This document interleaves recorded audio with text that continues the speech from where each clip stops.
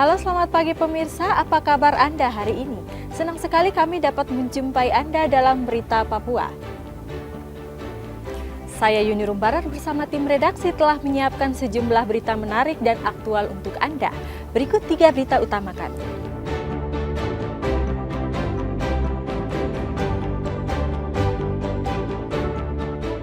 Diduga dianiaya, seorang pemuda ditemukan tewas bersimbah darah di halaman sebuah rumah di Kabupaten Merauke.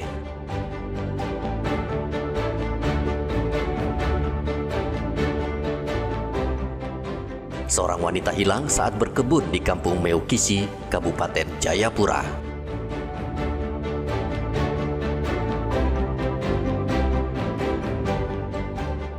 Sekolah disegel pemilik ulayat tanah, ribuan siswa terlantar.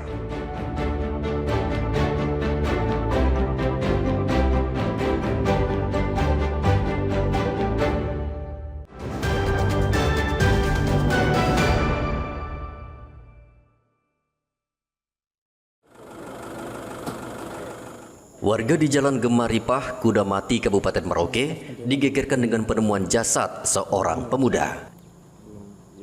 Jasad pemuda tergeletak di halaman salah satu rumah. Warga yang panik langsung melapor ke polisi. Polisi yang datang langsung mengevakuasi jasad tersebut. Warga mengaku sempat mendengar suara keributan sekitar pukul 4:30 dini hari, namun mereka tidak berani keluar rumah. Subuh tadi itu ya? Iya. Memang sebelumnya ada lihat dengar suara-suara ribut? Cuman lihat saja. Maksudnya Maksudnya cuma dengar, saya tidak lihat. dengar aja ya? Ya. Langsung ibu lapor ya? Karena saya di dalam juga. Oh di dalam, tidak berani keluar ya? Iya. Dengarnya ada mereka bertengkar kah, ribut ya?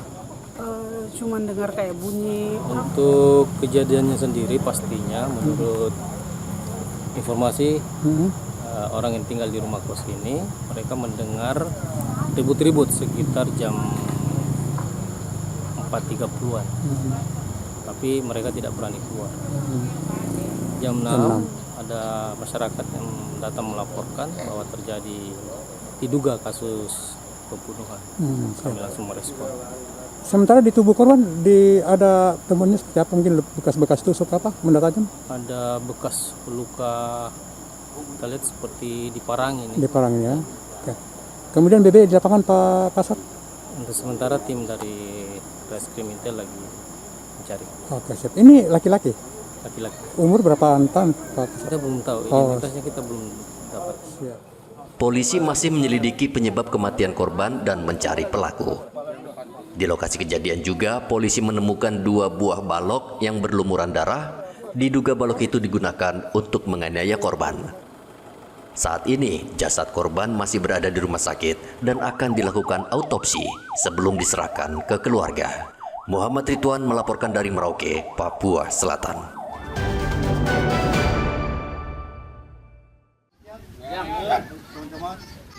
Seorang wanita bernama Damina Bawai berusia 60 tahun dilaporkan hilang sejak 12 Mei lalu saat berkebun di Kampung Meukisi, Distrik Yokari, Kabupaten Jayapura. Keluarga akhirnya melapor ke polisi karena cemas Damina hingga saat ini belum pulang dan tanpa kabar.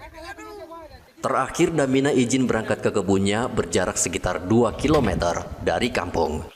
Menurut keluarga, Damina kerap pergi ke kebun dan biasanya siang atau sore hari sudah pulang. 9 anggota tim SAR Jayapura bersama anggota keluarga dan kepolisian masih terus mencari korban. Saat ini tim Rescue Jayapura lagi melaksanakan pencarian Ibu Damina Bawai yang dari tanggal 12 hingga saat ini belum kembali dari kebun, dan saat ini ya, tim kami dibagi menjadi 3. Tim yang pertama menyusur lewat pantai, tim yang kedua menyusur lewat gunung, dan tim yang ketiga melaksanakan drone. Tim SAR terbagi menjadi 3 kelompok. Mereka menyisir lokasi hingga ke pantai dan juga menggunakan drone untuk memantau area dari udara. Keluarga hingga saat ini masih menunggu dengan cemas dan berharap tim SAR dan kepolisian berhasil menemukan Damina. Arthur melaporkan dari Kabupaten Jayapura, Papua.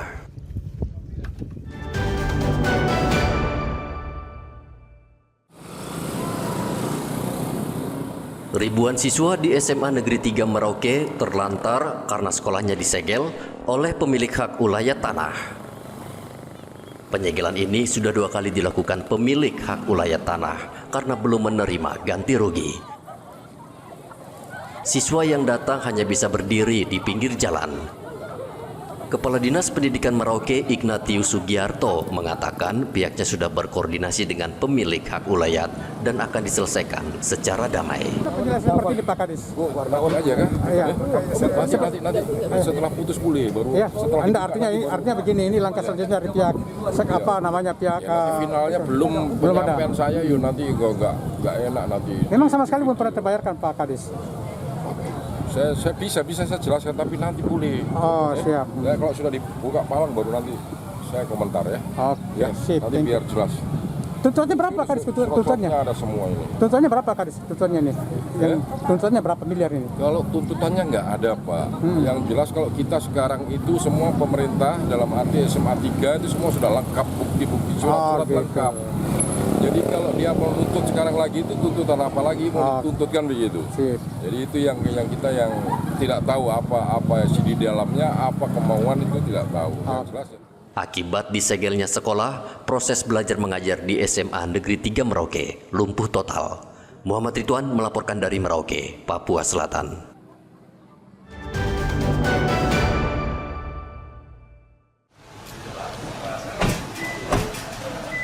Pemerintah Provinsi Papua menggelar rapat bersama KPU, Bawaslu, dan Polda Papua terkait persiapan pemungutan suara ulang atau PSU.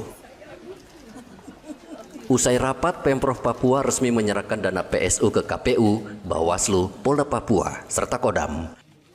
Penandatanganan naskah perjanjian hibah daerah atau NPHD disaksikan langsung Wakil Menteri Dalam Negeri Ripka Haluk. Wamendagri Ripka Haluk menegaskan pemerintah Provinsi Papua telah menyiapkan anggaran pendapatan belanja daerah atau APBD untuk pelaksanaan PSU di Papua senilai 160 miliar rupiah. Anggaran 160 miliar rupiah tersebut dibagi untuk KPU Papua sebesar 93 miliar, Bawaslu Papua 38 miliar, Polda Papua 20 miliar, dan TNI 14 miliar rupiah. Wakil Menteri Dalam Negeri Ripka Haluk optimis pelaksanaan PSU Papua pada 6 Agustus mendatang akan berlangsung aman dan kondusif. Untuk mencegah terjadinya konflik, Ripka meminta pemerintah Provinsi Papua dapat merangkul semua pihak, termasuk tokoh adat dan agama.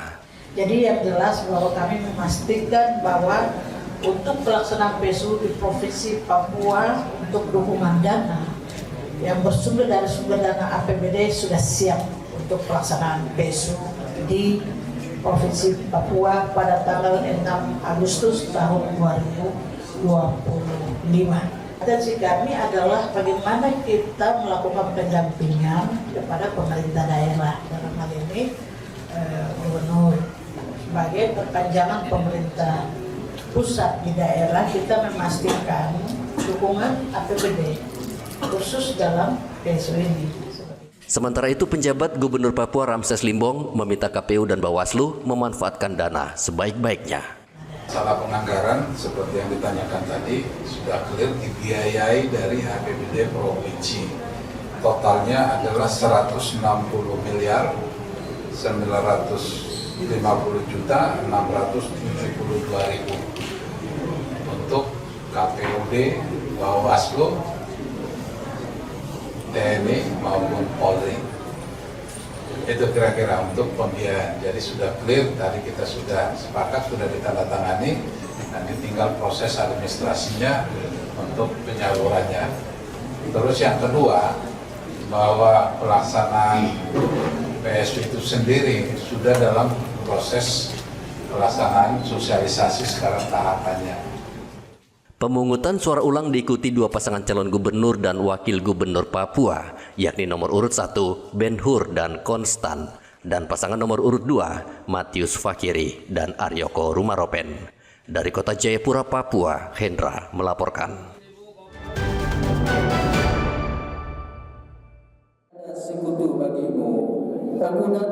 Sebanyak 107 calon jemaah haji asal Merauke resmi dilepas oleh Bupati yang digelar di Masjid Al-Aqsa. Selain ratusan calon jemaah haji yang akan berangkat ke Tanah Suci, ada juga 3 orang pendamping yang merupakan petugas kesehatan. Ratusan jemaah haji ini akan bertolak ke Makassar pada hari ini. Selanjutnya pada tanggal 19 Mei nanti, mereka bersama ribuan CJH lain dari Kloter Timur berangkat ke Arab Saudi. Bupati berpesan calon jemaah haji mewaspadai suhu panas di Arab Saudi. Untuk itu saya minta kepada semua pihak yang menjadi bagian daripada penyelenggara haji Kabupaten Merauke untuk benar-benar memperhatikan apa yang menjadi kebutuhan agar terselenggaranya penyelenggaraan haji di tahun 2024 ini berjalan dengan baik, mulai dari keberangkatan sampai dengan nanti kembali ke tanah air dan kembali ke Merauke. Dari 107 calon jemaah haji, terdapat 1 CJH yang usianya tertua, yaitu 96 tahun. Muhammad Ridwan melaporkan dari Merauke, Papua Selatan.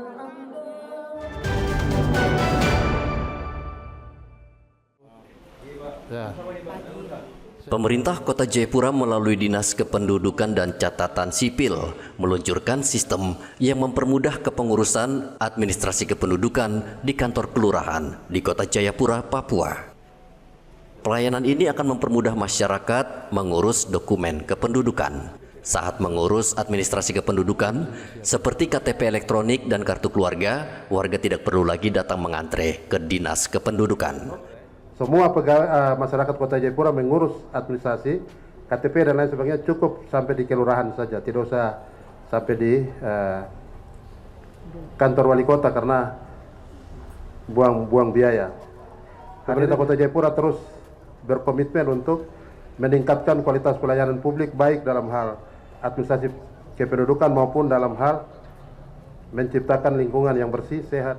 Wali Kota mengimbau warga memanfaatkan sistem ini dengan baik dan melapor ke dinas jika mendapat kendala di kelurahan. Dari Kota Jayapura, Papua, Hendra melaporkan.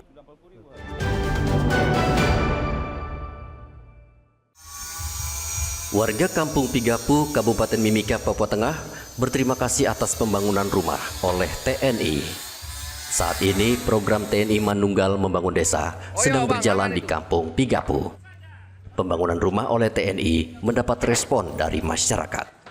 Saya bersyukur, terima kasih. Itulah harapan saya. Siapa lagi yang datang untuk bisa membantu kami? Ternyata dari Bapak TNI yang sudah membantu kami di kampung. Itu impian saya dulu.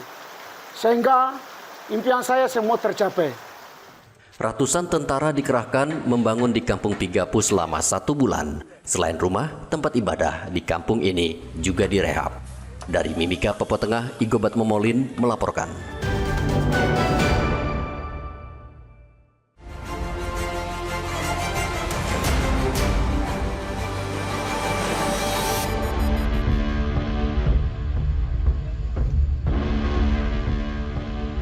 Kecelakaan maut terjadi di Jalan Trans Papua, Kabupaten Kerom pada hari Sabtu. 2 pengendara motor tewas seketika di tempat dan 1 orang terluka. Anton Wijaya, salah satu saksi di lokasi kejadian, mengatakan kecelakaan terjadi ketika 2 pengendara sepeda motor melaju kencang dari arah berlawanan. Kedua kendaraan melambung mobil di depannya sehingga kecelakaan tak terhindarkan.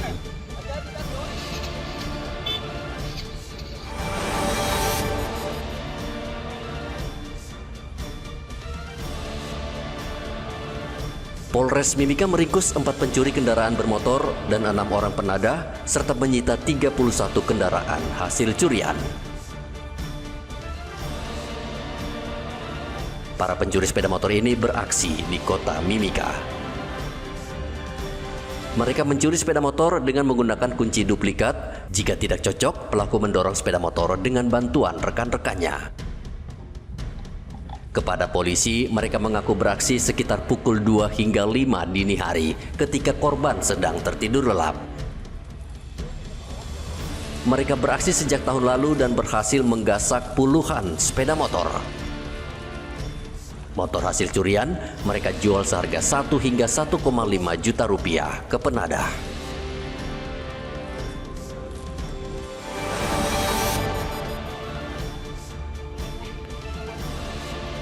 Polisi meringkus 7 orang spesialis pencuri minimarket di Kabupaten Kerom pada hari Sabtu.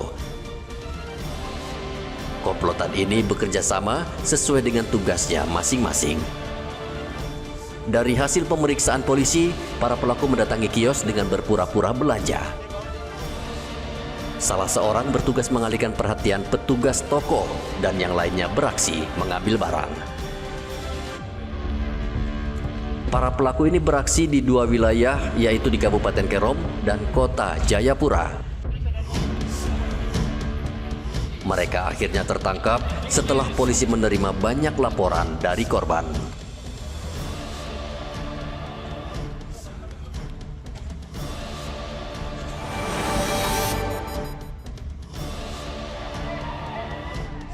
Polda Papua Tengah sedang memburu 3 narapidana kelompok kriminal bersenjata yang melarikan diri dari lapas kelas 2B Nabire, Papua Tengah.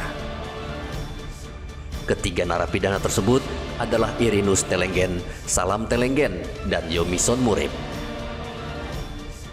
3 narapidana itu kabur menggunakan tangga yang berada di bagian dapur lapas. Mereka memanfaatkan lengahnya penjagaan di dalam lapas. Kaburnya ketiga narapidana tersebut akibat lemahnya sistem pengamanan di lapas.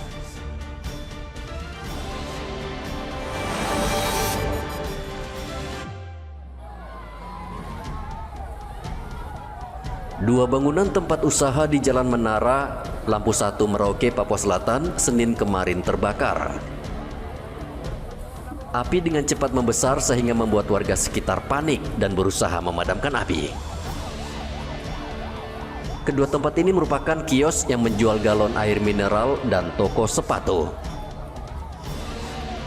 Pemilik tidak bisa berbuat apa-apa melihat api membakar ludes bangunan mereka hingga rata dengan tanah.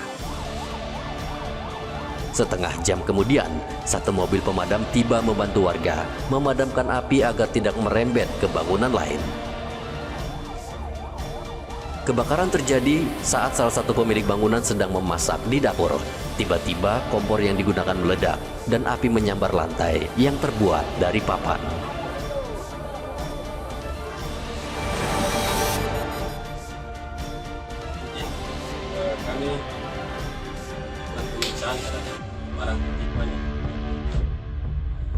Kepolisian Merauke gencar menggelar operasi memberantas peredaran minuman keras yang seolah tidak ada habisnya.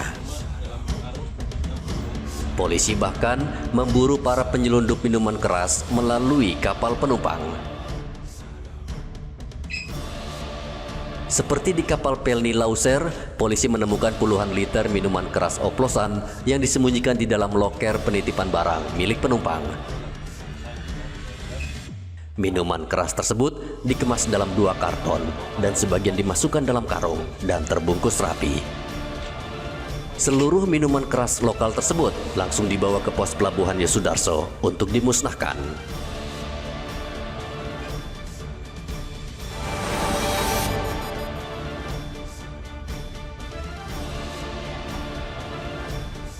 Banjir dan longsor melanda permukiman warga di 4 distrik di Kabupaten Duga, Papua Pegunungan. Banjir dan longsor terjadi karena curah hujan yang tinggi dalam sepekan terakhir. Sungai Nonggoliat di Kabupaten Duga juga meluap membuat sejumlah rumah terendam banjir dan akses sejumlah jalan utama terputus. Distrik yang terdampak banjir dan longsor meliputi distrik Kenyam, Proptak, Woodpaga, dan Buah.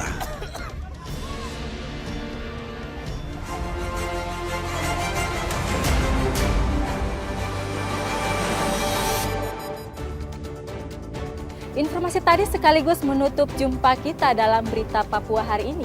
Saya Yunrum Barar bersama tim redaksi mengucapkan terima kasih atas perhatian Anda. Selamat pagi dan sampai jumpa. Wanyabe.